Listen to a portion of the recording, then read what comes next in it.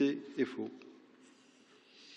Monsieur le Président, Mesdames et Messieurs les conseillers, chère Agnès, cher Gérard, c'est dans un contexte de désamour des institutions et d'une défiance vis-à-vis de ceux qui l'incarnent que cet avis apporte un éclairage utile sur le lien entre l'usage des réseaux sociaux numériques et l'expression de formes sociales d'engagement qui accordent un rôle croissant aux citoyens en dehors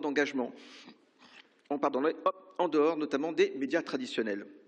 Le groupe EFO souscrit pleinement aux préconisations de l'avis pour lutter notamment contre la fracture numérique et renforcer l'inclusion numérique qui ne peut se penser qu'à travers une action publique, continue et globale sur l'ensemble du territoire. Faire des réseaux sociaux un levier de l'engagement, c'est admettre également qu'il n'y a plus dans cet univers numérique de voix autorisées ou incontestables.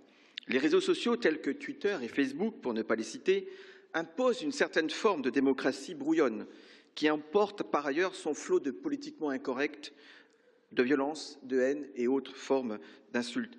La question de la régulation et de la responsabilité sociale par rapport à la véracité des informations qui circulent sur ces réseaux numériques se pose dès lors avec beaucoup d'acuité.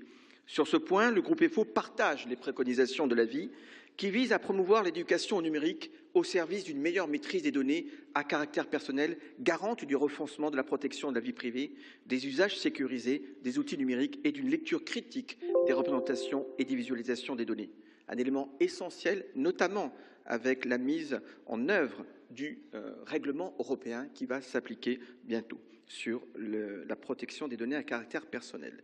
S'agissant de la préconisation en faveur de la médiation publique, le groupe EFO considère qu'il appartient au pouvoir public de recruter des agents qualifiés titulaires pour assurer cette mission.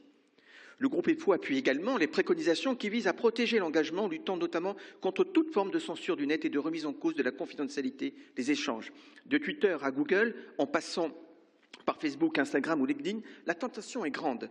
En témoigne dernièrement l'exemple de l'administration américaine qui propose depuis le 20 décembre de renseigner vos identifiants sur au moins 13 réseaux sociaux et qui fait planer sur la liberté d'expression et sur le respect de la vie privée des étrangers en visite aux États-Unis une sérieuse menace. L'engagement citoyen via les réseaux sociaux doit s'accompagner d'une relation de confiance. La responsabilisation des plateformes numériques est de ce point de vue essentielle, comme le suggèrent nos deux rapporteurs. Et rendre transparent la politique des gestions des données collectées et traitées par les réseaux sociaux apparaît plus que nécessaire. Sur ce point, le groupe EPO considère que c'est d'abord à l'État de commander un rapport public annuel, tel que proposé par nos rapporteurs, sur le fonctionnement des réseaux sociaux au regard du respect des libertés et des droits fondamentaux et de le soumettre à la représentation nationale. En outre, le groupe EPO suggère que notre Assemblée, suite à l'ensemble des travaux que nous avons réalisés sur la question du numérique, s'empare de la réflexion éthique sur la transparence des algorithmes à l'œuvre dans de nombreux domaines de notre vie. En revanche, le groupe EFO émet des réserves quant à la promotion de la transparence de l'action publique à travers le mouvement d'ouverture des données et de l'OpenGov. Celui-ci pourrait, sans régulation et réflexion politique majeure, avoir pour conséquence sur le long terme la privatisation des services publics. L'accès à certaines données et leur réutilisation par les entreprises privées pourrait laisser penser que l'État n'a plus le monopole des services publics, le privé pouvant alors assumer certaines fonctions et notamment la production de données publiques pertinentes, agencées, remaniées en leur faveur.